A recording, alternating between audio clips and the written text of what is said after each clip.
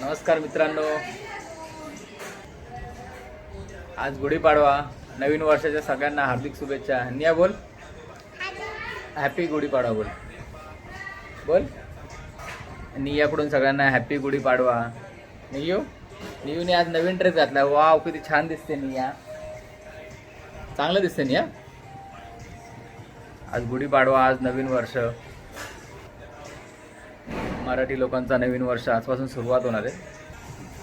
तर नवीन वर्षाचे सगळे आज नवीन साडी घालतात. लेडीज लोक, मुलं कुडते घालतात. लहान मुली बघ आहे नियासारखे नवीन नवीन ड्रेस घालतात. आज नवीन वर्ष साजरा केला जातो. तर आज रसिकाने आज रांगोळी काढलेली खूप चांगली. आज स्वयंपाक केलेला आहे. स्वयंपाकामध्ये आज काय ग रसिका, बासुंदी आहे का रसिका? हां, तर रसिकाने बासुंदी, पुरी, बटाट्याची भाजी. अजून काय ग निया? निया, तुला काय खायचं? नियो, बटाट्याची भाजी खाणार आहे का पुरी बरोबर तू? हां, तुझ्यासाठी बटाट्याची भाजी बनवली नाही बोलते. तर बटाट्याची भाजी, पुरी, बासुंदी, डाळ, भात सगळं आज केलेलं आहे. तर तुम्हाला आम्ही सगळ्यात अगोदर रांगोळी दाखवतो.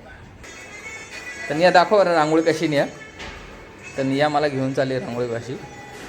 हे बघा, कशी असू दे पण रांगोळी बनवलेली आहे व्यवस्थित. चल, छान आहे निया रांगोळी. हां, सुटक मुटक का होईना पण रांगोळी बनवली माझ्या बायकोने. आणि ही बघा आमची गुढी उभी आहे.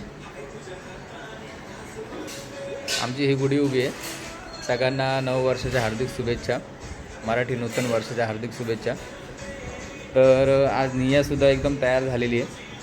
आणि गुढीपाडव्याचं आम्हाला तर नैवेद्य दाखवायचं आहे. आणि आम्ही सगळ्यांना जेवण करणार आहे नैवेद्य दाखवल्यानंतर. तर मलासुद्धा मला आज मी कुर्ता घातलेला आहे. निया दिला आहे आणि नियाच्या आईने साडी घातलेली चांगल्या प्रकारे. तर मित्रांनो, गुढीपाडवा हे का साजरा केले जाते?